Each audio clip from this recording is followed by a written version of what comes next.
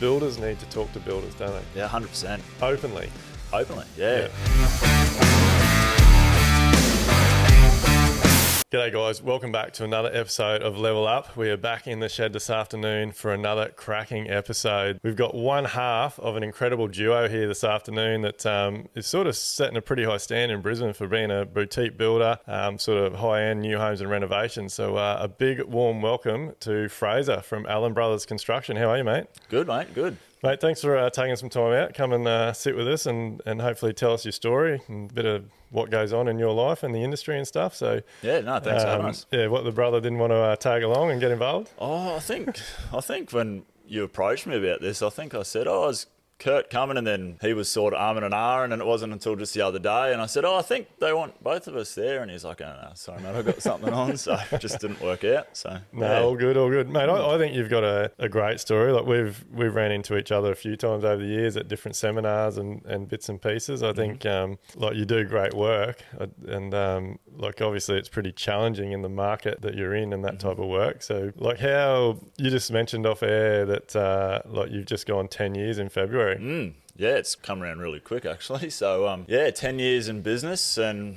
prior to that, that was 2013, and then prior to that, so I finished my apprenticeship 2009, and I did my apprenticeship under Kurt, and then, obviously... that's got to be unusual, doing your apprenticeship under your brother. Yeah, well, even prior to the apprenticeship as well, like after school, did a bit of mucking around here or there, and then Kurt had his own little business doing decks and pergolas and bathrooms. I sort of went and did some trade assistance work for him, and until he landed a really solid job as a carpenter supervisor for a pretty renowned builder in Brisbane. Yeah. And I just tagged along with him doing a bit of labouring until that builder offered me an apprenticeship straight away, and awesome. Been basically working full time with each other ever since. So, mate, 10 years in as a custom home builder is a pretty big milestone because, as we both know, it can be quite challenging at times. Yeah. Like, what is having your own boutique building business something you guys always wanted to do? Or? I can't probably. If I was honest, probably not. Never really thought of it. I wasn't one of your typical, or probably your typical guests that you have on here as builders, or those stories you hear of. I've always dreamt to be a builder and that kind of thing. Maybe it's a bit different for Kurt. He left school at a young age and got into his apprenticeship pretty quick. And me personally, I sort of finished grade 12, didn't know what I wanted to do. Took a few years, like I said before, trade assistant for him, sort of figuring out what I wanted to do. And was working for a really, really good builder who is still operating today, and I look up to him pretty highly. But sort of kicked me in a gear about doing my builder's license. Yeah. And again, not really thinking that we were going to do something together, Kurt and I. And then Kurt got his license or started training for it individually to me. And then, it just worked out that we got licensed at the same time and thought, let's start a thing together. So how's it gone? Like how have you gone getting to 10 years? Like have you had a few struggles along the way?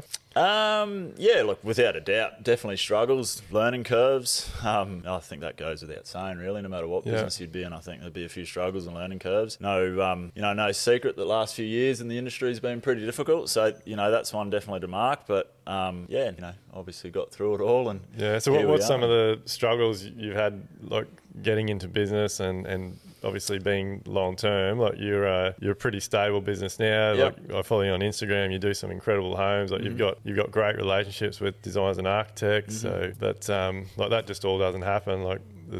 What's some of the struggles you've had along the way? Oh, look, nothing really stands out in mind apart from like I say, the last 2 years. That a lot stands out there. But prior to that, I think it's just learning curves along the way. We obviously didn't just jump into the market that we see ourselves in now, although it did happen pretty quick. Yeah. Like I said, the builder we were working for does pretty high-end work still to this day. So we knew we sort of wanted to get there, I suppose. Yeah. But started out just doing your old, like most of us probably, your old bathroom reno, and turned into $100,000 renovation, into a $300,000 renovation. And then we're probably really, looking back, really lucky, daunting at the time, but we were about a year into business, I think, and a contract came our way that ended up turning into a $1.25 million job. Yeah. That was pretty daunting.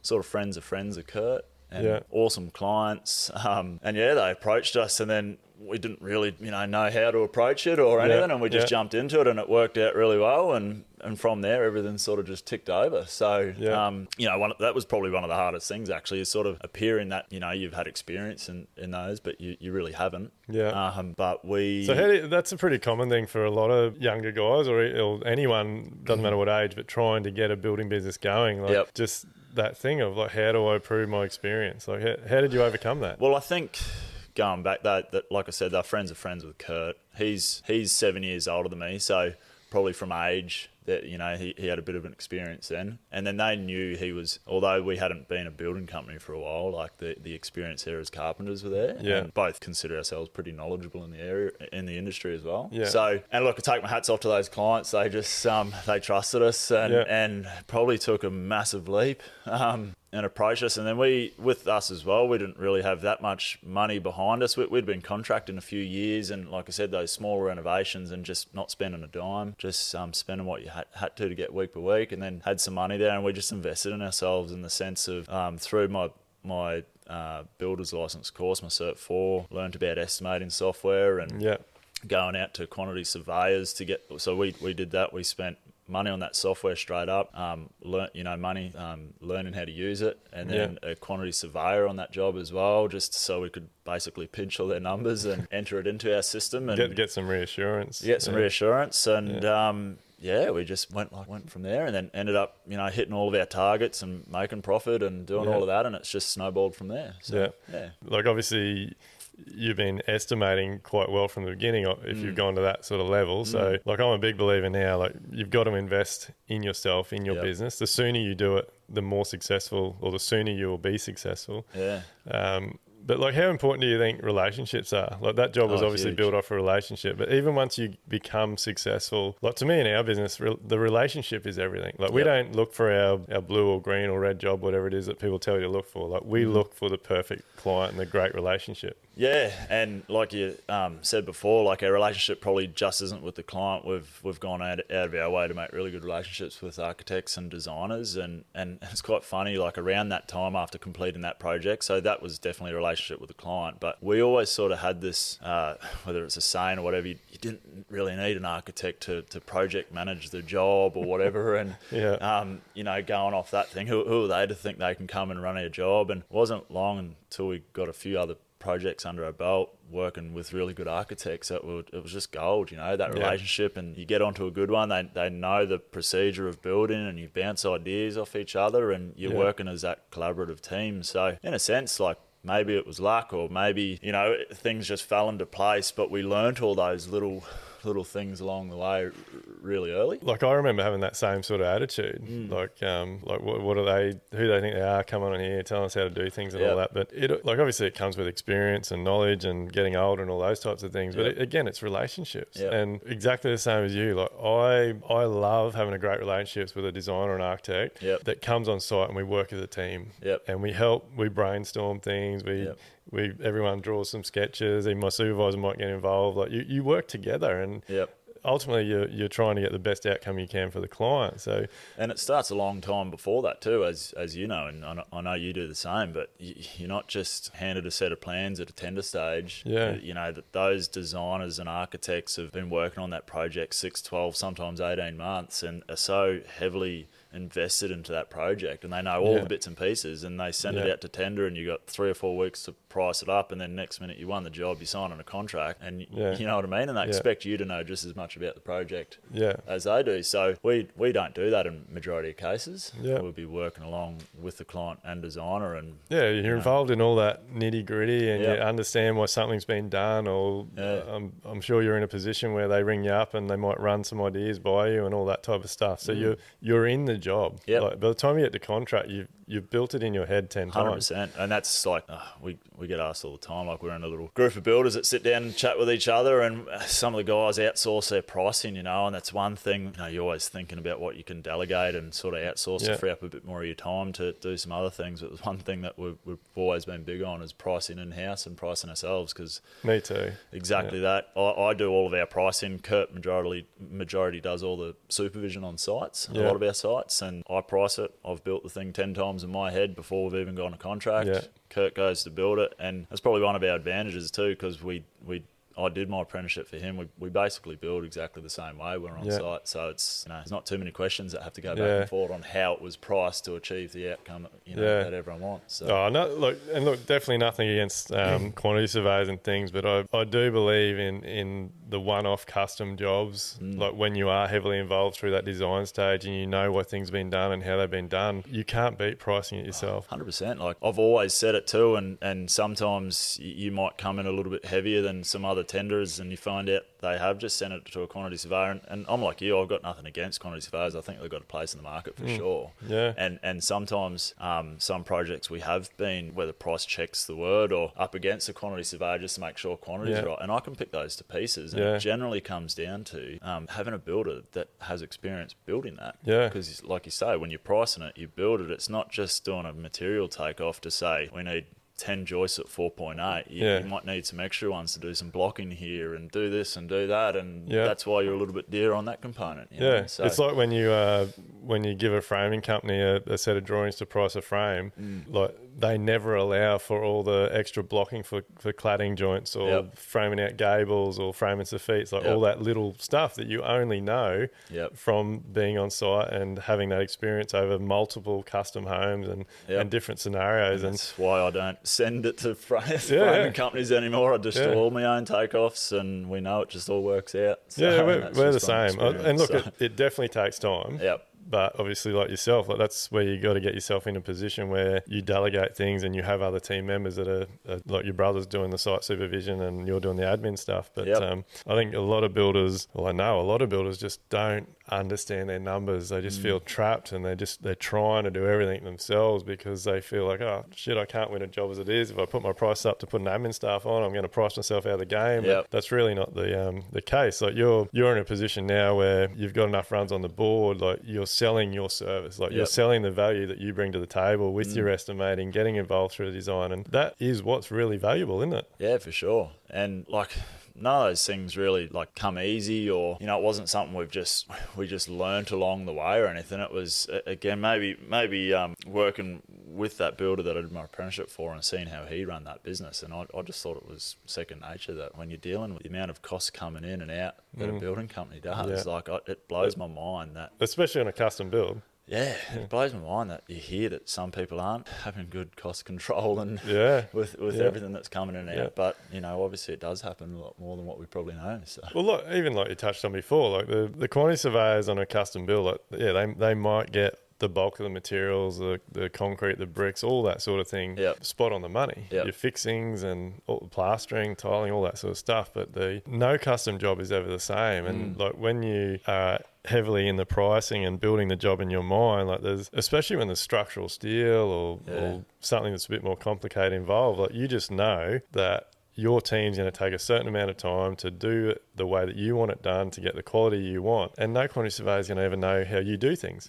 Yeah, and don't get me wrong, we've stuffed it up a few times too. Without anyone knowing, the client doesn't know, the architect doesn't know, and we collect the data and when you stuff up in one area, if you do, you might make up for it elsewhere, but you've collected that data and you can adjust the figures and for the next one. And no two jobs are the same, but you've got that data there, and we look back on it.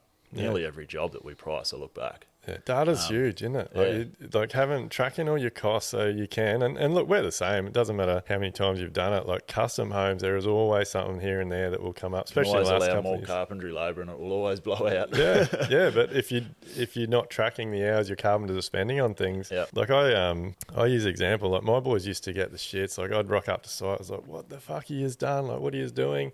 And it was all because I knew in my mind, like I had a carpentry figure and I was keeping an eye on every week, and I knew they were going over, and we might only been finishing frame up, and we still had cladding and soffits and once we started tracking our carpentry really, really well, obviously I started allowing more to cover what it was actually taking. And then it takes the stress away because I know I've covered my costs. It means that I turn up on site and I'm, how you going, boys? Great job, because that pressure's gone. Oh, and the last thing they want to know is numbers. Yeah. Like, that just turns guys away from you in the first place. But we were sort of the same. Like, yes, we have always tracked our numbers, but we probably didn't break it down. Like, speaking carpentry, for example, we didn't break it down as thoroughly as we do now. Yeah. And that's changed everything. So in the sense of, we used to just obviously get the guys to clock in and clock out or write their hours down in diary and submit their timesheets and would have that. But you'd go well over your carpentry allowance, but you weren't necessarily getting them to break it down into how much time they were doing for site prep and doing profiles and foundations and slab prep and all that other thing and general labour and coming along and core filling blocks and helping the brickie out. And if that's all going as carpentry labour and you get to the end of the job and you're going 30 grand over carpentry labour and you're pulling your hair out and you're screaming at your guys that they need to pick up the pace because, hey, when we used to be on the tools, we never went over budget, and but if you weren't collecting your data, you haven't realised that, hey, my concrete and allowance has gone under budget by $5,000 and my block lay and general labour has gone under and all those little things, so if you're not collecting data, you just don't know. It's look, I believe that the estimating and, like, we call it proposal, like the estimating you put together to prepare and present a proposal it's the most important document and part of the job besides signing a contract. Obviously we've got our own software. We built quoties. Like, one of the things we did when we first built our software, like, I used back in the day, like I started basically with a bloody pages with just all lines on it, and I'd write down the heading and I'd write down the cost, and like I'd sit in the office with my office girl and we'd flick through all the cost sheet, enter it into the accounting software, and then obviously it kept growing into a spreadsheet. But like, I could never find anything that gave me a list of every item from the start to the finish. So one thing we do have in quoties, like, you have the option to basically press a button, and I don't know how many items there are in there, but it basically covers everything from your site prep, your preliminaries, all the way through to your final builder's clean and all your architect fees and all those things. You can basically just delete what you don't want. But I was just talking to another chippy about this the other day, and that's what he was asking, like, how do you make sure you cover everything? And I say, well, my view is I would rather have an enormous list there in my estimating and delete things. That's exactly what we do. Because I would rather jog my memory and go, oh shit, I better flick through the plans, I'm not sure on that. Rather than every job trying to come up with a new list. Because back in the day, I'd miss shit all the time. Like, and that's it's just, they're the types of things that you don't get taught, do you? Like, when you get your builder's license, or even when you go to an estimating seminar or course, like, nothing really gives you an example of all the shit that you have to price as a custom builder. And I think you'd do pretty well if you could do a course like that. But I think there's just too many guys out there that when you start, you're not provided any of that information anywhere. And there's too many rumours going around or things going around where people say that a builder should be charging this, you know, and you work out your costs, and again, who knows what your costs are if you're not even calculating everything properly or including everything in the first place. And then add in a silly percentage on top. Mate, our whole industry needs to get away from, like, everybody in it, clients, media, architects, designers, like, everyone needs to get away from throwing these percentages around that builders should make. Because at the end of the day, it's everyone's different. Like, your business is different to my business. I'm different to the next guy. Like, you could be a one-man band with a nail bag on that's on the tools every day, doing office work at night. You might have a couple of supervisors. Like, there's so many different scenarios that, like, that will change the cost. And then on top of that, like, you might use a hardwood weatherboard. I might use a pre-prime weatherboard. Like, there's thousands of products that go into a building, and even when it's spec'd out and everyone thinks they're getting apples for apples, every builder's got their own way of doing something. 100%. And so, like, and go back to that, not ragging on quantity surveyors at all, but going back to that only because it's fresh in my mind. We had it a couple of months ago where the architect wasn't tendering the project, but it was us, and then the client actually opted to get a quantity surveyor's bill of quantities. Going through it, and exactly that example, all these materials they were putting in there, it was just not relevant to the job. And it was around that structural steel. We allowed all this extra auxiliary timber to brace all the steel up, which they don't allow for that because it's, and so and that's all the shit that adds up. Like, it's 100%. all those little, and like, it's one conversation I try and have with my clients. Like, there is so many things on a project that they have to pay us for that come and go. like you said, all that extra bracing and time to do that bracing. And like scaffolding, like unless you're having those conversations with scaffolding companies, like fair enough, some jobs are just boxes, you just put the scaffolding up, but like you might have jobs that need some full height scaffold, some edge protection, some lightweight to go over a lower roof. Like if you're not getting your head around the drawings and having those conversations with the scaffolding companies and pricing all that up accurately, like the difference between builders' quotes can be like huge. Oh yeah, 100%. And we don't really present any proposals now without already doing the full schedule. Yeah. We like imagine you and most good custom builders out there run full Gantt schedules and online client portal where the client can actually be engaged with it and view it and all that as well. But when we do a proposal, one of our check measures is going through and doing that schedule, and exactly like that, you go through and you go, oh, we need to, you've got an off-formed concrete wall that needs to be formed there, and it's definitely going to need scaffold, but that's well and truly before the roof's going on, where you generally get scaffold in. Yeah. But, and that might make you trigger, you go, okay, I need an extra allowance then before you present that proposal. So there's no point, in my opinion, doing that schedule and figuring all that once you've already presented the quote to the client, and then you've got to try and adjust your figures and all that, and straight away you're going backwards. So. We don't do a full schedule, but we definitely do as we're pricing it, we do an outline. Like we know where the job's going to sit. I think any builders... you've built it in your head already. Yeah, any builders that aren't doing... Well, mate, there's lots of builders that don't even do a schedule when they get the job. And then they wonder why they got no time and shit. They're running around writing dates in their diary and calling people every day to turn up and do stuff. Oh, it wasn't long ago. Oh, actually, it's probably 5 or 6 years ago now. No, it'll be that 6 or 7 years. But anyway, our schedule was a printout of an Excel spreadsheet on A3, and it was all pencil, and, every day it would be, your eraser on here and rubbing it out and doing that. And, it's developed a little bit since then. Yeah. But again, it blows my mind. But it's one of those things, but hey, like you don't know what you don't know. But when you do start getting into schedules, I actually saw made everything in our business we keep really basic and simple because that's just me, and I know my team. Like it's not simple, no one uses it, but like we use Tom's Planner for our schedules. It's the simplest tool ever to use. But mate, they've just released literally in the last couple of weeks, like brought AI in. Yeah, right. So you can literally set up a job folder now in Tom's Planner. We'll have to hit them up for some sponsorship. You can you can talk to it and say, I want to build a house, give me a schedule, and it will give you the full outline of a schedule, and then you can just go in and adjust it if you want to. But then if you want more detail on a particular item, like say it's got foundations in there, you can say, give me more information on foundations. It'll spit out another 10 or 20 items that you can then delete or save. Wow. Is that getting too technical for you? You're saying you want to keep it simple. Mate, I just think, what I'm getting at is that there's literally no excuse now for builders not to be getting on and using some form of software. You'd hope, as without putting down too many of the older generation, but you'd think as time goes on and more of the younger guys are coming through the ranks and all that, people are pretty savvy on technology and running schedules and that. But it's about learning and knowing that you need to do that. But going in our case, it's we only did it because when I was working for a builder, we were working off schedules, that were the pen and paper ones. And I think that's a good example of our industry. Like we end up just doing what we see others doing. Yep. If you're working for an older school builder that's still got all these receipts in his glove box and running around with his diary, like that's pretty much what you're going to fall into. Yeah. I was only thinking about that and actually talking about it with someone the other day. They're saying, I had to go through all the old files in the office. And like I say, we've been in business for 10 years now, and since day dot, everything has basically been on hard drives and store it. I don't know what it would be like to have a filing cabinet, So,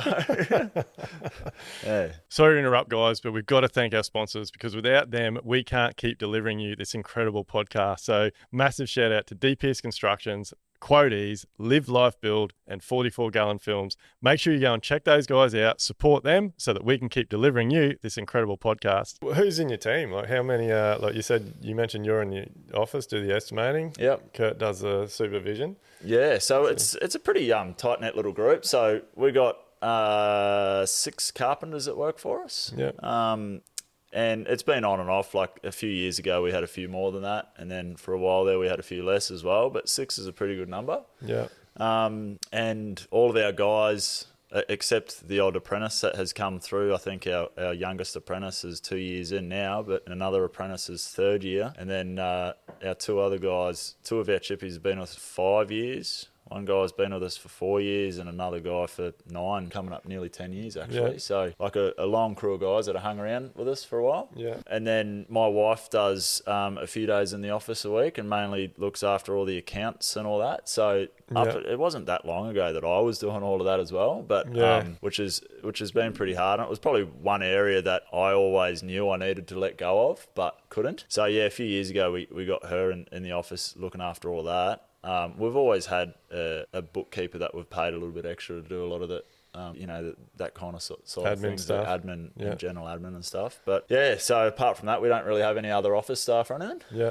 Kurt and I do a lot of it, and then our chippies as well. So and then direct team of trades. So we like to think we've got a pretty good core group of guys too. That again, like our carpenters have been with us for a long time. Like our painters been with us for 8 or 9 years or something. And same with plumbers, not quite as long, but yeah, it's the same thing, mate, isn't it? So it's like to have a quality, successful business, it's all about relationships. Yeah, 100%. Yeah. If you're chasing cheaper pricing all the time, or screwing trades around, or not paying bills on time, like you're not going to have that consistency of trades showing up on time, doing quality work for you, all that stuff. Like relationships across the board play a big part, don't they? Huge. And like I only had a new meeting with another architect yesterday, and the same thing, sort of told him a bit about our business and our background, and the same conversation came up. And I sort of said we don't fish around for the cheapest price with our trades. And a couple of things, we've got really good relationships with them all, but we're that over our pricing that I'd know straight away if someone was sort of trying to take us for a ride,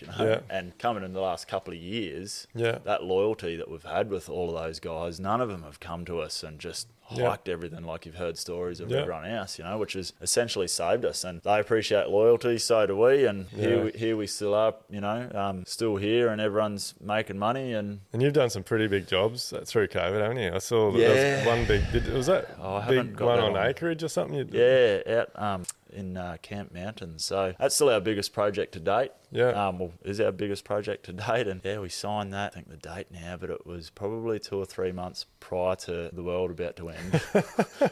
So that was one of, that and another project was probably our like, oh crap, what are we going to do here kind of moment. But we got through it. And without saying, there was a few challenging things and challenging decisions, and I've said to a few people, and I'm wondering whether I've told the client that too, but if we had that same project, like majority of ours being in a city, I don't think we'd be here today, with the amount of increase in costs. And there's a lot of structural steel in the ground. And so what do you mean in the city? Like what? Oh, like just the storage on because it was on acreage, we pre-ordered everything, so cash flow was shocking for a few months. Again, we were lucky we were in a position to be able to make that move and pre-purchase everything. And again, it comes down, without patting ourselves on the back too much, but scheduling, knowing what was coming up. Pat yourself on the back. But scheduling, knowing what was coming up, knowing when we needed gear, what materials was in, everything was quoted, having those relationships with suppliers that, they were straight on the blower and saying, look, you need to have an order in by this,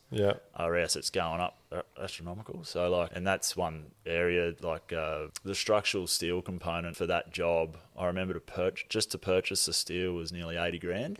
And that was, to be all drafted and all hot dip galvanized bolted connections everywhere. And you know what it's like, when it's that large, you can't have too many things go wrong without it being a complete failure. So Kurt and I just got in the office and make sure we'd checked over all the drafting. We spent weeks just making sure all the details were right and collecting all the information, because we hadn't even dug dirt yet, and we had all the structural steel rock up. And, but that, mate, it went together like.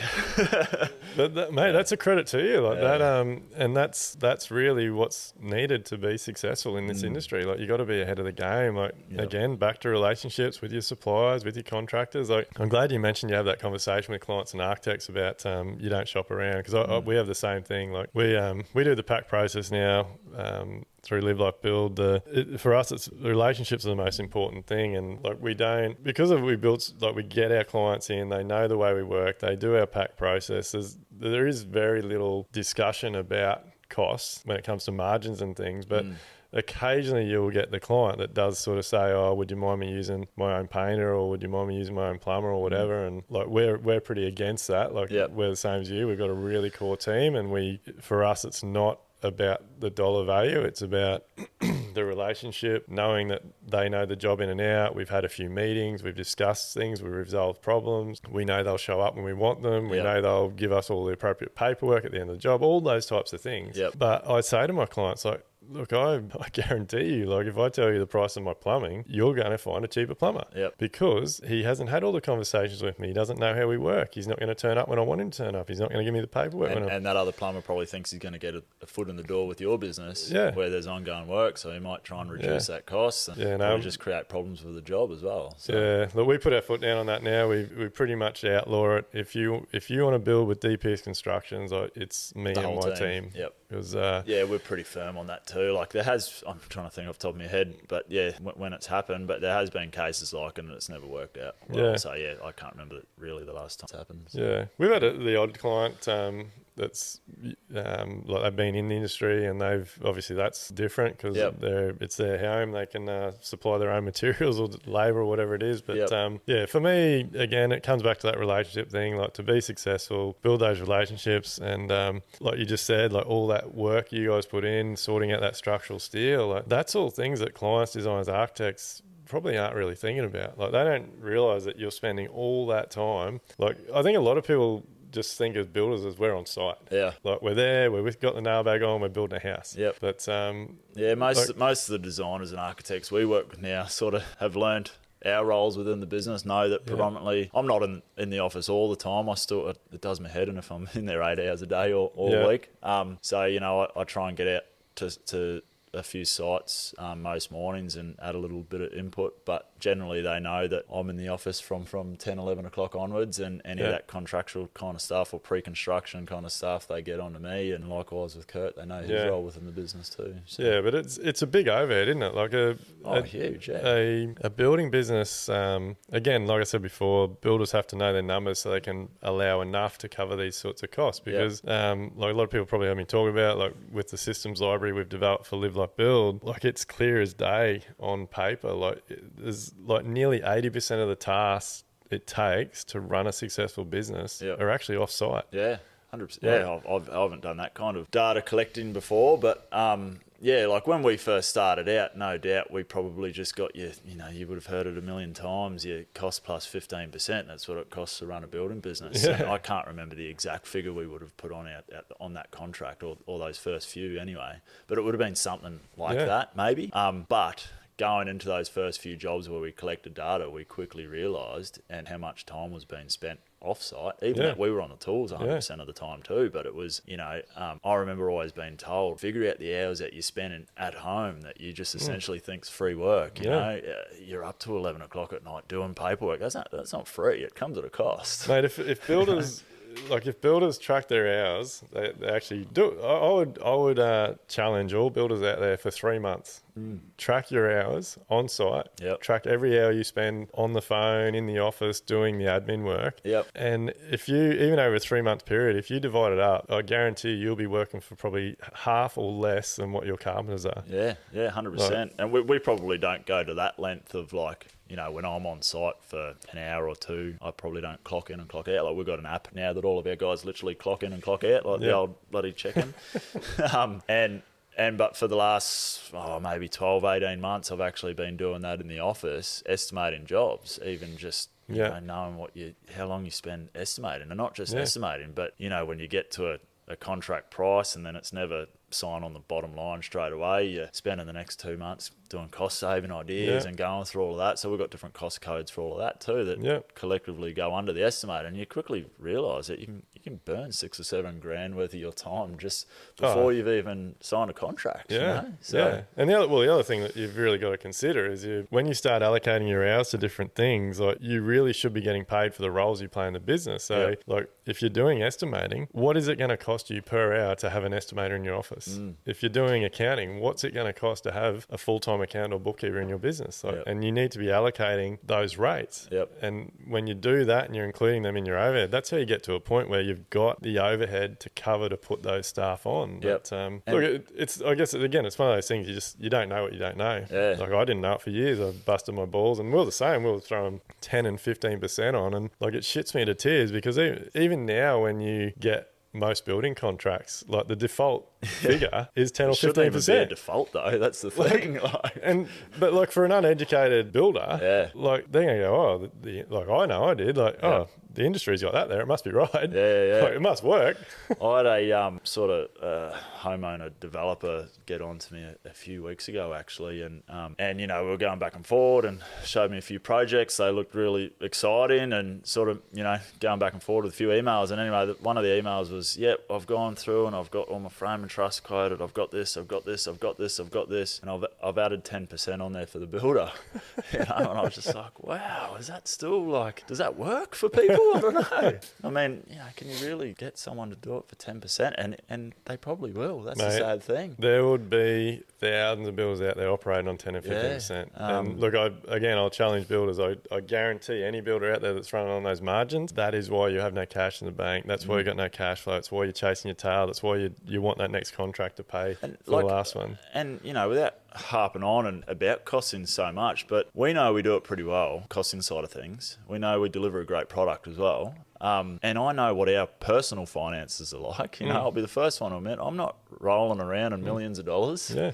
I'm not, driving your Ferraris and doing all that, which, some people in the industry sort of show off that they are. But I just know what it costs to run a business, a profitable business, and deliver the quality outcomes that the client wants, the architect wants, and we want as a business. And we make $1 on the side. You know? I get it now. Like knowing everything I know now, like I 100% get it why clients, designers, architects sort of think 10 to 15% is fine. Like even if you do $100,000 or $500,000 project, everyone just goes 10%, 500 grand. You're making 50 grand. Yeah, like do that 4 times a year. That's all right, kind. Yeah. Yeah, but they don't realise that like everything else we purchase, like it doesn't matter what it is, like clothing, retail, whatever. Like if you were to spend $500,000 on clothing, you'd probably be paying like 30, 40, 100, 200% markup. So And with that too, like I think there's a lot of clients, architects, designers, everyone else in the industry that probably don't realise what it actually costs to run your business before you even make $1. Yeah. And I actually I have that conversation with them all the time, but I had it with one of our architects a few weeks back, and he was like, really? That's what it costs you? I was like, before we even open the doors, that's what it costs us every year to run a business. So, and saying, like, I use it sort of as ammo with clients, because as you've probably figured out, we're big on the numbers side of things. And I'm sort of like you. I've heard you say before, I think having your numbers right and your proposal is basic. Maybe I'm biased because I do all the estimating, but it's probably one of the most important things of a build. Yeah, it is. And all the horror stories that mum and dad clients hear that Joe blow up the road had an absolutely horrible experience because they got halfway through their build and, the builder was doing this and, they needed tiles on site and they only gave them a week's notice and then it was a 3-month delay and all the shit stories that they hear, it comes down because they didn't price it right in the first 100%. place. And if they don't price it right, if Barry the builder has stuffed a few things up in his estimate, he still knows he needs to build it for the price that he's quoted on. So he's going to cut every corner he can to still try and get over the line. And then 2 years later, you got leaking roofs and this and that. And if you don't know your data, you don't quote your jobs properly, you go to contract, you're just drowning in stress. 100%. Mate, it's a massive problem in the industry. Mate, after COVID, we know from all the data and everything we do with Live Like Build, the average custom residential builder is taking somewhere between 14 and 22% to run a business, and that is before you have even put profit on. Yep. And you tell people those numbers, they're like, "What the hell? Yeah. How can it cost that much?" And we've done a few videos on my social media. People have, when I tell people how much insurance we pay a year, when you combine work cover, it's only going up every year. Yeah, in public liability, indemnity insurance, all that stuff. In our business, we're paying over $100. I think it's nearly $130,000 in all of our insurances. Yeah, it would be up there too. Yeah, it's and again, it's all about education. People don't know their numbers, but I believe data is the number one reason our industry is the way it is because we're not getting taught enough when we do our licensing.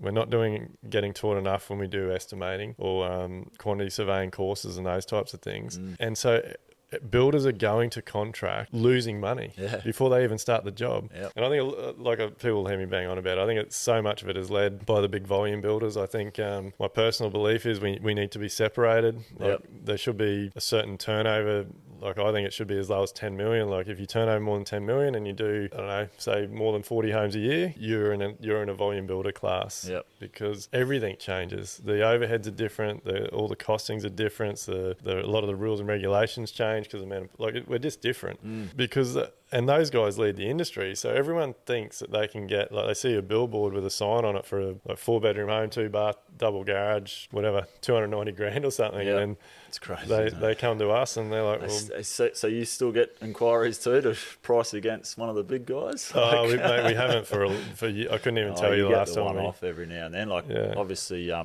hope you don't mind me saying it, you're taking over that job at the moment that you've posted. Yeah. I think there needs to be more education on that type of thing, because I even personally showed that to a few people that I know. Mate, that video went nuts. There's a massive difference, and this is exactly the reason why.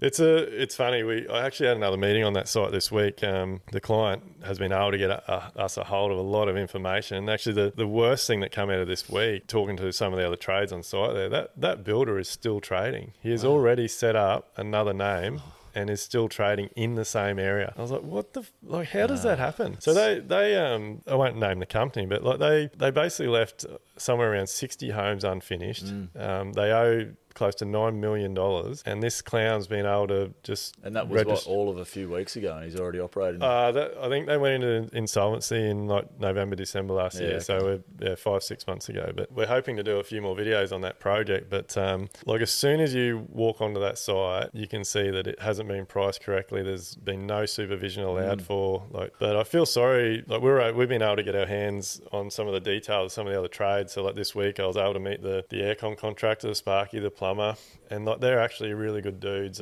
and their part of it looks fine.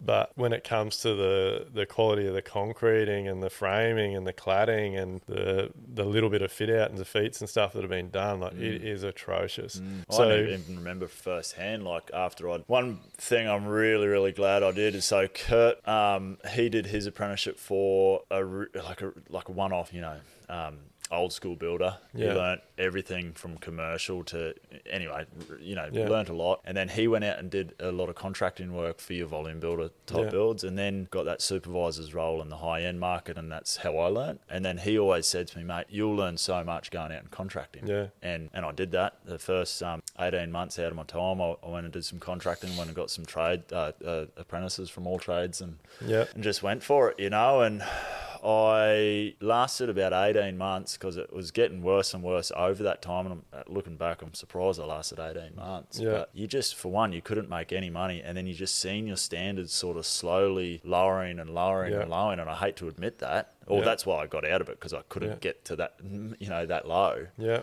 And because you're basically just told from anyone, don't care about the next trade, just get it done as quick as you can, slap it on. And, back then as well, sort of 15 years ago, you weren't really held to many standards in the sense of, cladding requirements come in there with the manufacturer's specifications, and it had to be fixed in a certain way. It was just slap it on and no one cares about it, Unfortunately, that's still how it is today. Yeah, and it was all driven. It's all driven by those volume builders going, this is what you're getting paid. Yep. And so you've just got to bust your ass and get shit done. But, mate, that job that we're mentioning that we're, and look, we would normally never go near a job like that.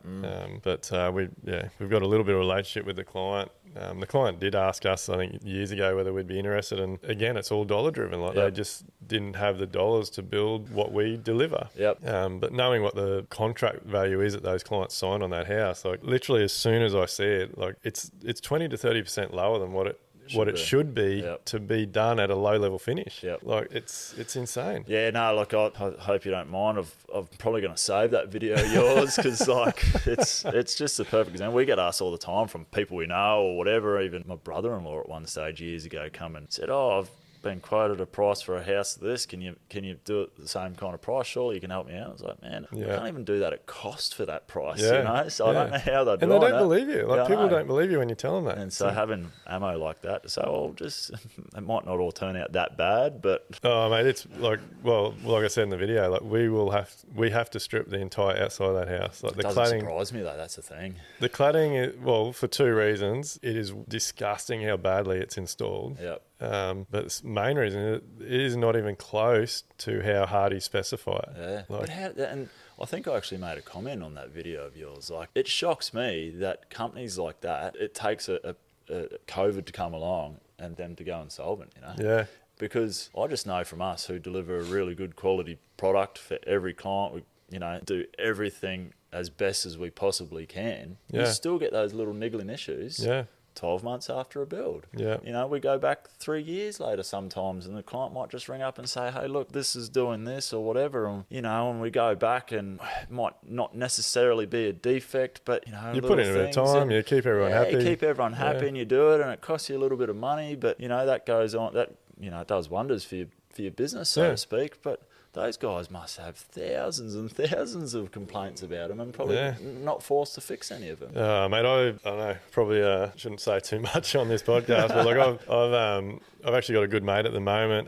Literally moved into a house 3-4 months ago. Yep. And an average size volume builder, and he was sending me photos towards the end and asking me lots of questions, and I was like, he didn't tell me it was his own house, and I was giving him all this feedback. Like, I think he started off by asking me, oh, my mate's building this house, can you give me some feedback? Yeah. And so I was pretty blunt with some of my feedback, but and I ended up bringing it up and saying, oh, look, that's actually my place, like, it's been a disaster, but he should have come and talked to you. And anyway, they moved into this house 3 months. There was all this stuff not finished, rendering not done, painting not done, just all fiddly stuff. The builder was hounding him to pay, so he thought he was doing the right thing. He paid the full payment so they could move in. Yep. And he's literally been hounding the builder for 3 or 4 months now to come back. And anyway, he sends me a picture only a week or two ago, a screenshot, and the builder's gone into insolvency, liquidation. And he's like, he sends me this message with this picture and says, oh, I guess that's why he's not returning emails or phone calls. And I was like, oh, shit, mate.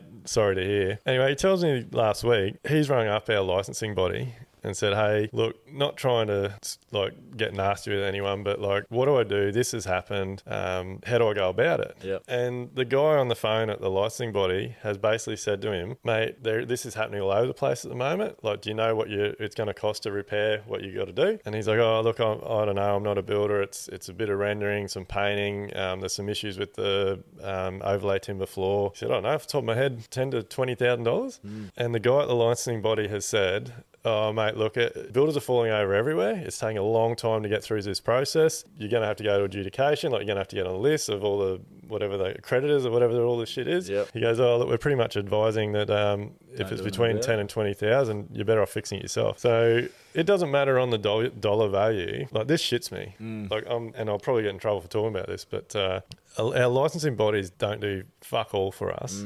And it shits me that our clients and my mate, like, we have to pay insurance on every job we build. Yeah, and it's a lot of money too. It's a lot of money. It's a lot of money. And people just don't get the service they should get for that. Yeah. Like, if they're gonna charge us to have licenses, including our trades, and they're gonna charge us huge amounts of money to insure the work. Like, we can't start a job until we pay insurance. Yeah. Mate, they should be looking after our clients like there's no tomorrow. 100%. If a client has an issue with waterproofing or a builder or trade not showing up or 12 months down the track, like something wrong, they shouldn't be getting pushed under the table and flogged off. Yeah, no, 100%. Like, it's terrible. And like the only time we've really had a run-in with that licensing body, it wasn't even running, I should take that back. But client we still talk to this day had a bit of an ongoing thing with a contractor that we had through on that job, and it was the last time we used them. I think from memory it was the first or second time we did. Anyway, client was absolutely wrapped with the product we had and the experience they had, and they wanted to make a complaint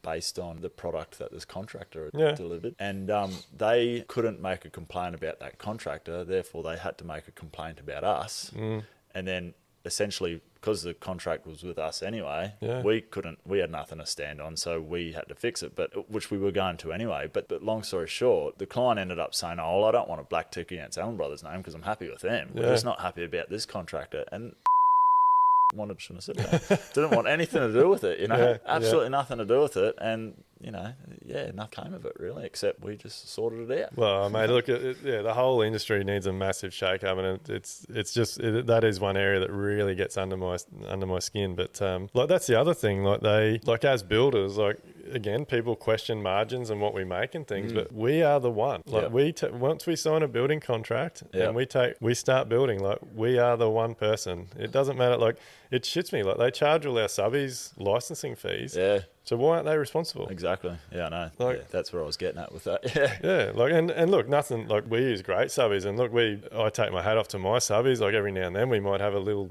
issue come up, but man, they're straight back there and they'll sort it out, and they make sure we are happy. So but look, there's a lot of trades out there, and again, I think like that job that we're pricing up to rectify and hopefully finish, every contractor not every job, no, the plumber and sparking stuff are all good, but like the carpenters on that job, the roofers on that job, the plasterer on that job, the waterproofer, like there is so many trades on that job that should be held accountable.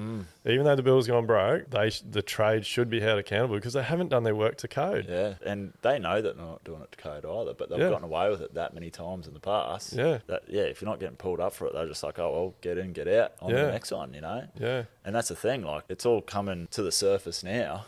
How many homes aren't built to code day in, day out? I feel so sorry for Aussie homeowners. Like it's a minefield. Like and like, for a homeowner, like how do they know? Like if you're a builder, you got an office, you're running a business, and because like the other big thing for me, and I think I mentioned in that video, like that job had scaffolding up. Yeah. Like literally, if that builder hadn't gone broke, the painters would have been in there like within a week or two. Yeah. Everything would have it would have been very, very hard to make that job look any good, but basically the renderer would have come in, rendered over it. It would have been very hard to tell where the fixings were, and the renderer probably would have hidden a lot of the unevenness of the cladding and shit. Yeah. Painter would have painted over it.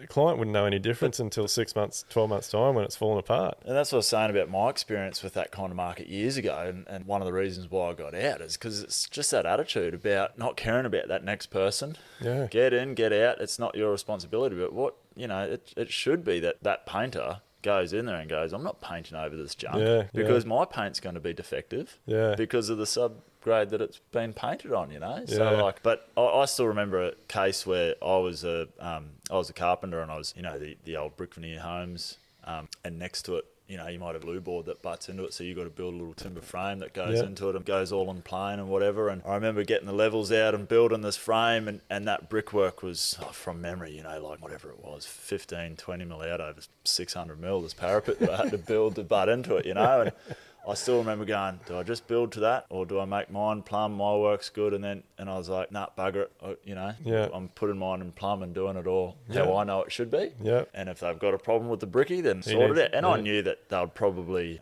render it out or do whatever they were going to do, And anyway, I still remember the supervisor coming in and basically telling me that I had to pull my work down that was right to meet the junk that was there, and that was one of the things that I'm just like, I can't deal with this. So, mate, obviously we could go down a rabbit hole all day with this. I did the same thing. Like I built up a huge carpentry gang. We contracted for quite a few years, and same story, bricklaying. Like we'd come back, the roof had gone on, and we'd come back to do sophites and cladding.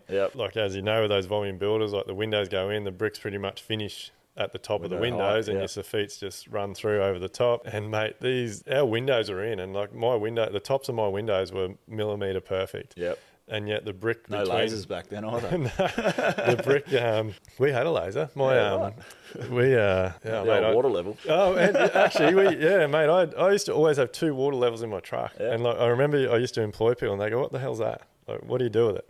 Yep, I had one up until not long ago, actually. So they're fantastic. I'm converted to the lasers. So. I might have to go back to them, actually.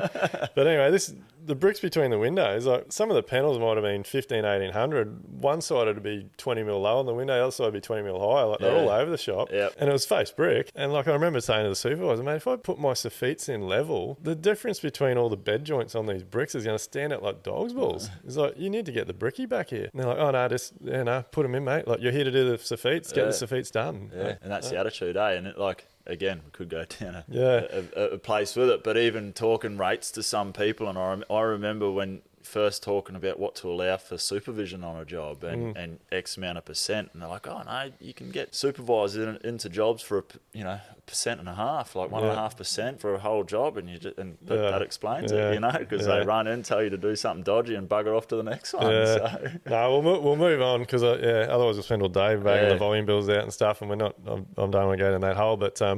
Mate, let's get back to more quality stuff. So, you're doing boutique homes, you got a great team doing quality work, you got great relationships with designers and architects. How do you keep that momentum going? What have you got some systems in place? How do your subbies know, I guess, your expectation and what they need to deliver on every project? Well, again, majority of our subbies have been working with us for a long time, and then when we do introduce a new one for whatever reason, like recently we've had our electrician for a long time, he's decided to hang up the boots, and lucky enough we got onto a new Sparky that did a bit of contracting work under him, so he knows a little bit about it. But we just get them into our office straight away. We have a procedure for that where they sign up a trade agreement with us and sort of know our expectations from there straight away. We sort of run them through our process and how we do things. We run a pretty good online job management program that does everything from our estimating right through to, we use purchase ordering systems and work orders, and it's what we schedule on, and to do that they have to be linked into it. So admittedly, we don't have 100% of people there. There's still some people that won't sell to the system, but tradies just hate technology. Which I understand, but once they get on it, they see the importance of it and see the value in it. So anyway, that's what we've started to implement in the last few years. And again, it's not that often we have to do that because we're using the same guys, but we've got those systems in place, and it all comes back from quoting the job. We've got some really good systems in place.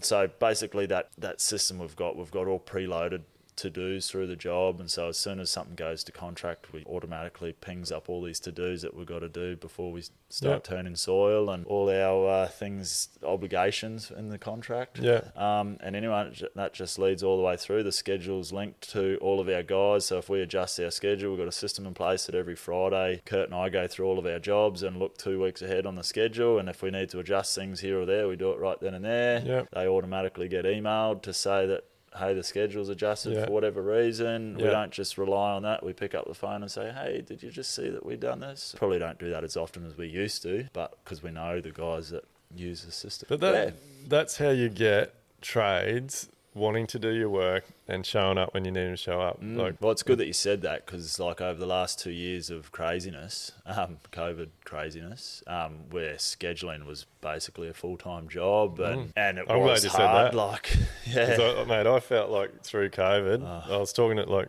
myself, my wife works in the office, and my supervisor Todd, it felt like every day we were doing the same shit.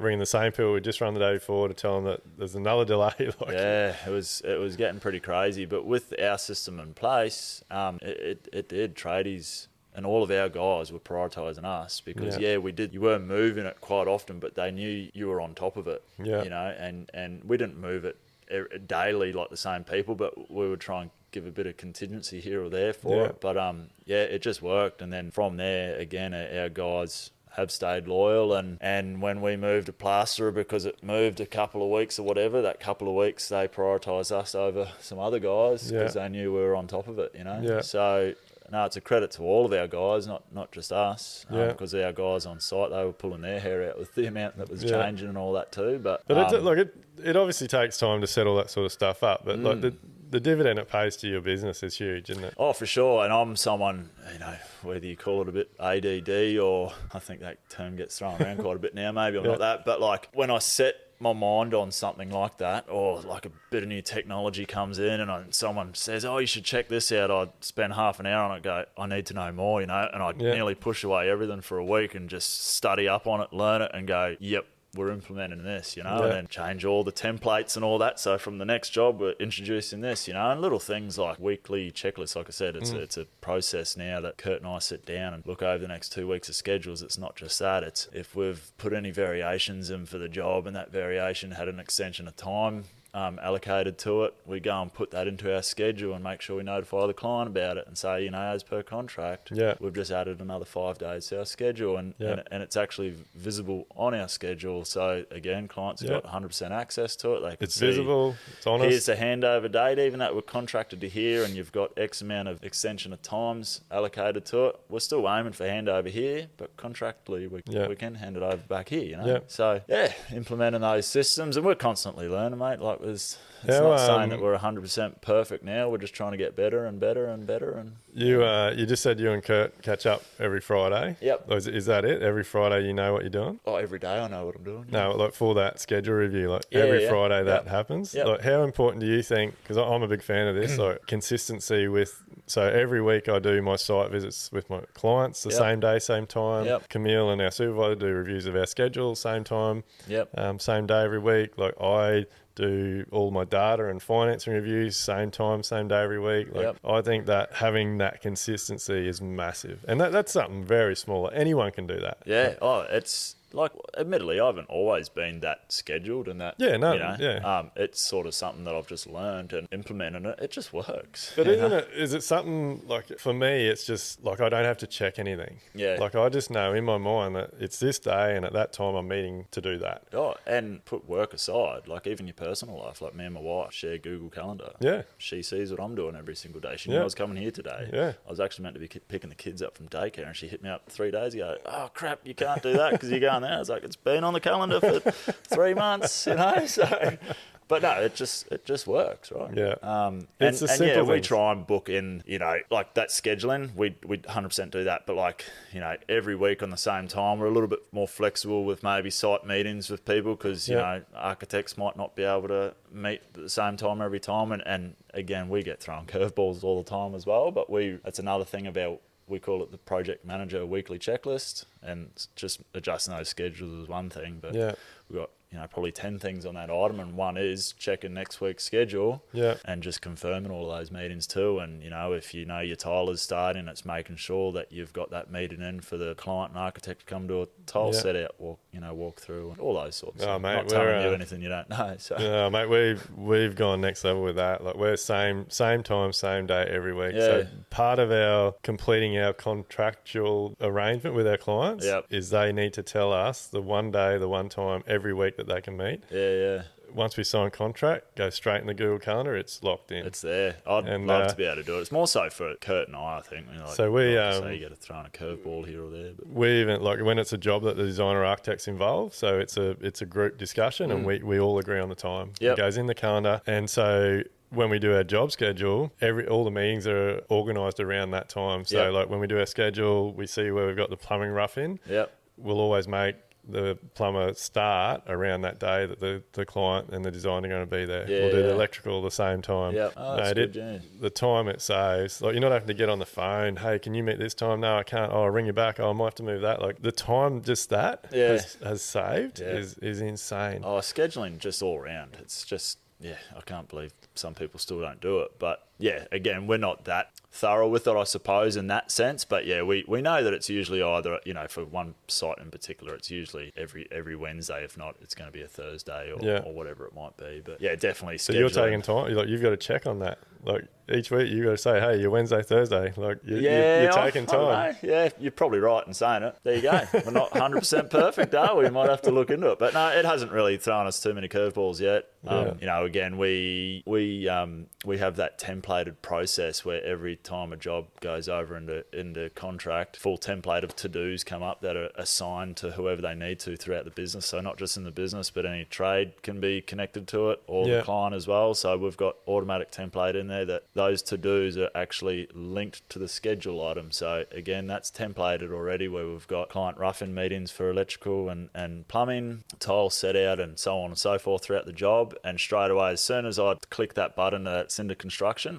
4 months before a walkthrough needs to happen, the client on their app gets a little to-ding saying that we're having a lock client it in. walkthrough meeting that day, you know? Yeah. You can't beat So- you can't beat being organised. Yeah. Like I know, again, mate, I'm the idiot that didn't do it for a long, long time and run around, pulled my hair out, telling everyone I had no time. But Yep. the reason I had no time was because everyone else's priorities became my priorities instead of me being scheduled and me setting Yep. the times that I can meet. But, And I think, like, whenever you're adapting any process, whether it's scheduling or anything, like, it takes time to learn it and actually see the benefits from it too. Yeah. And once you see the benefits, you're like, shit, why wasn't I doing this for years? You Yeah, know? yeah. So, mate, moving forward, like, what's on the cards for Allen Brothers? Like, you got a lot of work ahead of you, a lot of great jobs. Like, Yeah, look, we obviously coming out the other side of COVID, we, like every builder or trade, the industry went nuts. It was a little bit overwhelming with the amount of inquiries and that were coming through, and a lot of them were tire kickers, and a lot of them were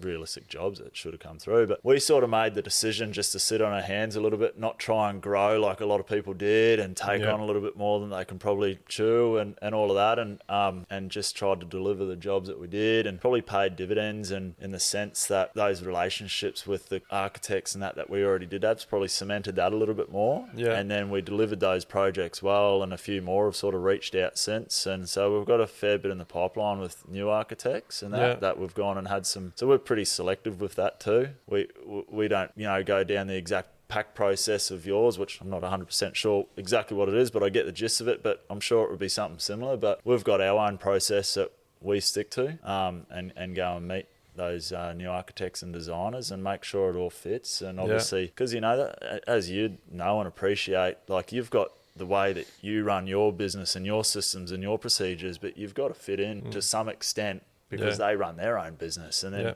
just because that architecture studio does it like that can be completely different to this and that. So we've developed that over the years. And that's probably one big thing. We used to be, and I'm probably really away from the original question, but that's probably one thing that years we just went, we're doing it for this job, would work off the way they sort of do things, and then you'd completely change things how you do it to this project, and the guys on site didn't know where to get their information from and all that. So we've obviously developed our system, and you adjust it to suit a little bit with new architects and that, and designers and clients, but basically every job's run exactly the same way. Consistency. So what's in the future? Like, obviously those current jobs that we've got in construction at the moment, we're handing those over and starting a few new big ones, and a few other projects coming up with some other designers, which I'm looking forward to. So, I look forward to seeing it on your Instagram, mate. You do great work. So you also do quite a regular catch up, don't you, with other builders? Like, how important do you think it is? Like, one of the reasons we do this podcast is to tell builders stories and help the industry out. And I'm on the mission to create a new one. But like, I believe builders talking to other builders, like it's one of the most powerful parts of Live Like Build. Like, the community we have created is just rock solid. Like, builders need to talk to builders, don't they? Yeah, 100%. Openly. No, the little group that we've created, I think it was around the same time that you started doing your builders breakfast groups and all that, I met a couple of guys through a seminar, and we got talking, and straight away knew that we were sort of in a similar position, and they had started this group, I think, about 6 months before I got involved, and there's 10 of us builders that catch up once a month. I've been involved in it for 4 years now. So what's it called? It's called Queensland Professional Builders Network, but it's going through a bit of a name change at the moment. One of the guys, I just won't mention any more about it, but he started the little group, and it's not from a monetary point of view or anything like that, but he's right into the mental awareness of builders in the industry, and he's sort of just taken it down that path a little bit. But beside all that, that's not really why we started it. It's just a group that we catch up. So what do you catch up monthly, fortnightly? Once a month, every Wednesday. That's locked in the schedule. That's the one thing that, every month without a doubt. I haven't missed one yet in the 4 years that I've been there. It's like it's just a thing that I need to do. I don't care what I've got on, but that's a bit of a priority. And it's just unreal to sit around and be a part of groups. The last 2 years of craziness, mate. Like, and we've had some guys cry at the table and open up, and big burly blokes that generally wouldn't talk to anyone about it, let alone competitors. I say that with quoted terms, and that's one thing that I'm not sure if I've heard it from you, but I know we've discussed it in our group before. Like, let's say architects or any real professional industry, really, they all go to university and have this really big network of people, and they go to uni together, and when they come out, if they work for someone else or create their own practice and they come up with a hiccup somewhere or they need some information, they're straight on the phone, and they've probably got 10 or 15 people to chat to and ask for advice, and hey, what can we do here, what can we do there? And we usually do our apprenticeship with one or two other people, come out, do your own thing, and straight away you're competitors with each other, and it's just crazy. And so you like, mate, I can't think of anything off the top of my head, but you know, the amount of times that you'd go, how do I build this, or how do I price this in the job? I haven't come up with this before. And I actually did it this afternoon. I'm pricing a job where I haven't done a certain thing. Straight away on the email chain with those 9 other guys, hey guys, I'm about to do this, has anyone got some information we can do? Bang. You know, years ago I would have just maybe thrown a number or had a guess and sort of networking is enormous. You know? Like you say, it's for everything. Like it's for knowledge, it's for mental health, and like I know with my builders breakfast group, a lot of the time it's really just guys look forward each month to just be able to have a chin wag. Like, how you going? What's going on? How's your team? What are you doing? What work you got on? Like. Talk about whatever, supplies, rates, like. And on the other side of things too, like we straight away agreed to a common rate, apprentice, mature age apprentice, and a tradesman. And when some guy hasn't got work for their blokes for 2 weeks, you know, you ring up and just send it out to the group, and you've got your guys covered for a couple of weeks, you know, and they're screaming out for guys. So you know, it's helped out in that sense as well. That is a fantastic idea. Like we actually had a call in Live Like Build just yesterday about this, where sometimes you've got to make those calls, like when things are slow, like don't be afraid to, but like build a network so you can give your guys, and don't be afraid to like pull your ego back and say, hey, I'm a bit quiet for a bit. Here's a couple of guys. Can you? And that's why we made negotiated rates, because we didn't want, you know, I'm not saying our guys would, but like if money gets talked between your staff or anything like that, or he might be charging a little bit more or paying a little bit less than what you are and things like that, it was just a negotiated rate. You know, if you're making $1 on it, so be it. If you're losing $1 on it, who cares? You're keeping your guys busy and predominantly getting paid for it, you know? It works out well. Hey, mate, just to go back quickly, like you were just talking about competition. Like, do you think that's, like, I just want to get your opinion on it, because, and I'll say why, because, and I'll probably get it wrong, but do you think builders are competing against each other? Oh, I personally don't. No, there's plenty of work around. Yeah, there's miles of work. But I've only learnt this recently. Like, we all look at competition as a bad thing, but like competition actually comes from, I think it's like a Greek or a Roman word, and it was to do with the Olympics. And the whole idea of competition is to make your opponent better. Yeah, makes you better. That makes you better. Yeah. So builders should be working together, and it's fine to talk about it as competition, but competition actually means help your mate out, help the builder out. And the industry is small, like in the sense of before we had that network and openly chatting to other builders and all that, it doesn't happen so much now because we don't really tender on too many jobs. But when you were tendering, it wasn't long before 10 suppliers would say, yeah, you're pricing against such and such and such and such. And 9 times out of 10, I'd know the person anyway.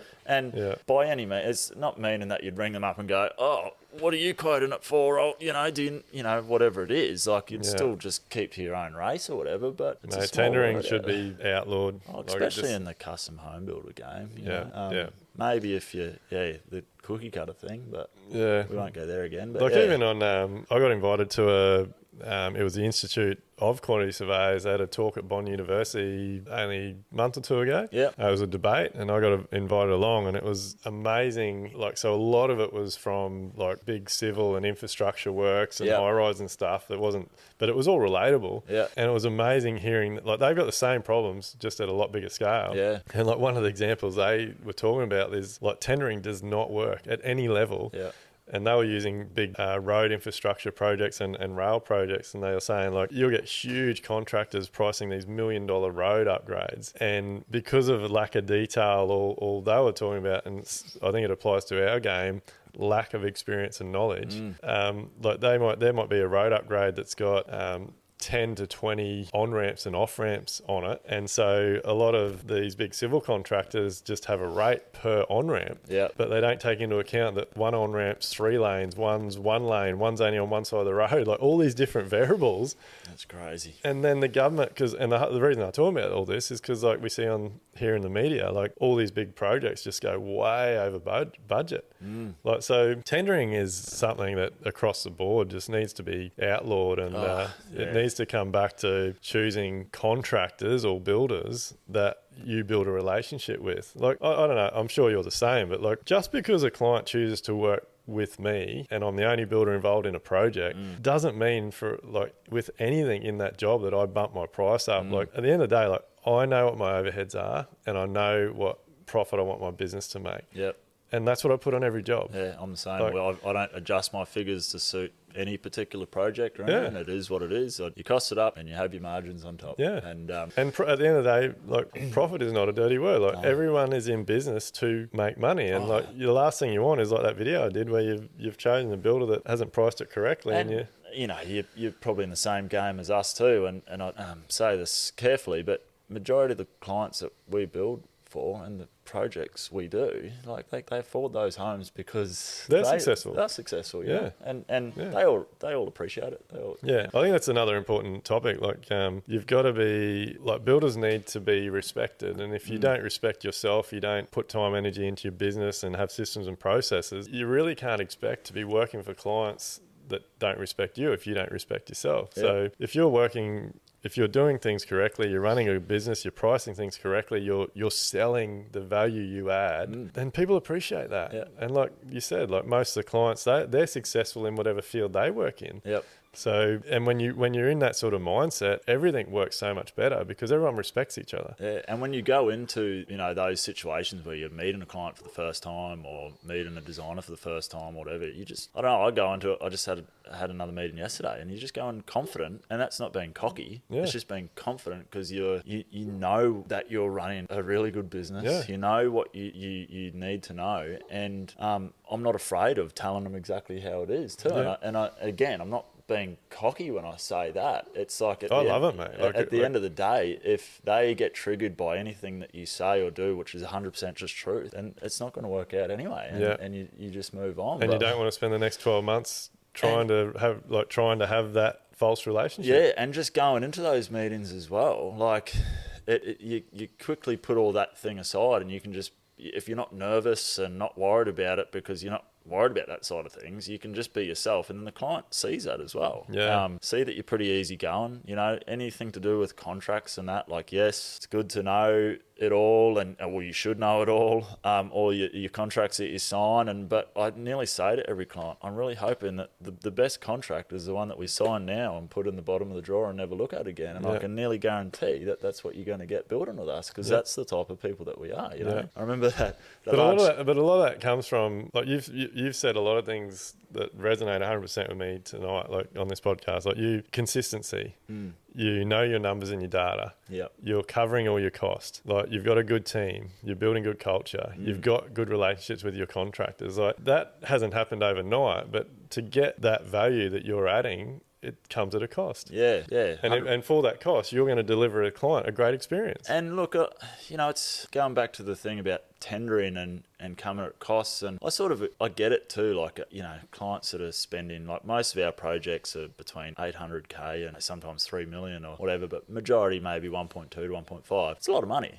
And putting a trust in someone that they might have only just met, and I sort of get it if they do want to get another price from somewhere. And that's, you know, going back to the quantity surveyor, I'm actually open to the idea. Yeah. And I don't actually mind if we come in dearer, because I ask if I can pick it apart and tell them why I'm dearer. And 9 times out of 10, it's enough to get us over the line anyway. Yeah.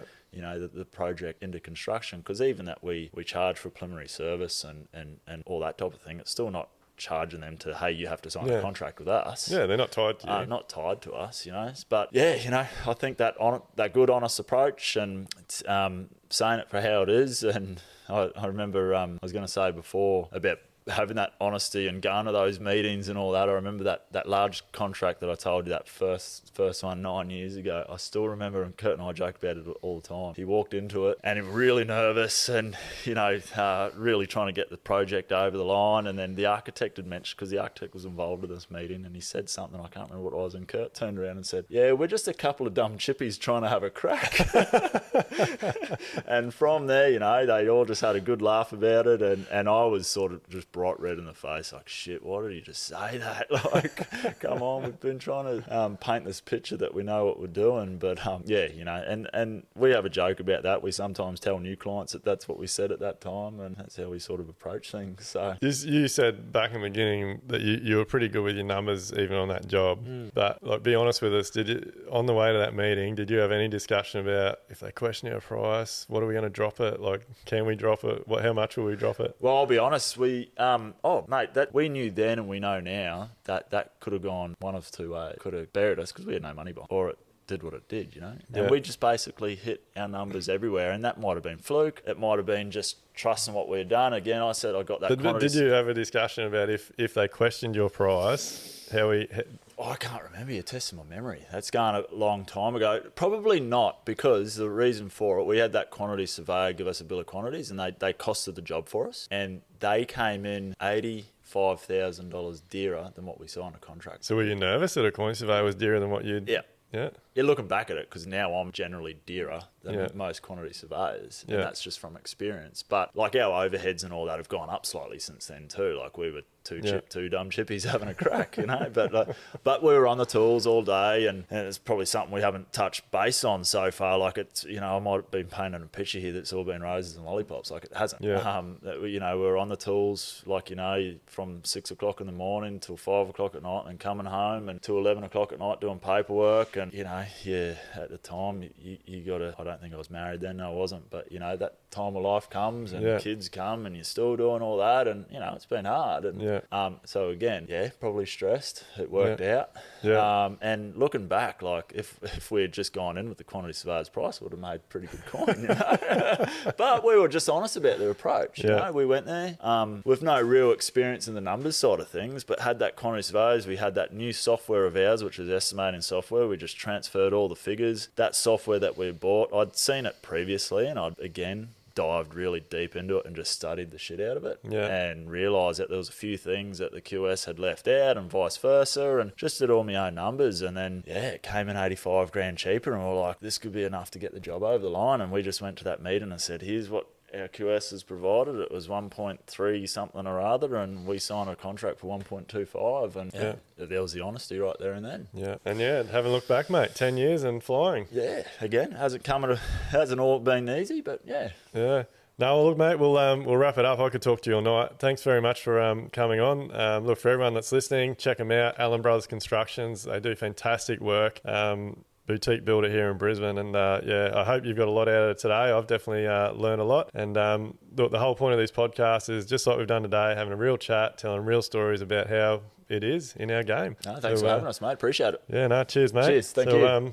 Look, keep listening and stay tuned, because we'll be dropping another episode very soon.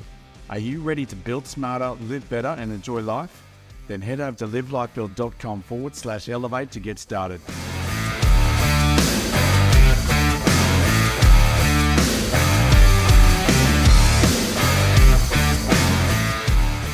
Everything discussed during the Level Up podcast with me, Dwayne Pearce, is based solely on my own personal experiences and those experiences of my guests. The information, opinions, and recommendations presented in this podcast are for general information only, and any reliance on the information provided in this podcast is done at your own risk. We recommend that you obtain your own professional advice in respect to the topics discussed during this podcast.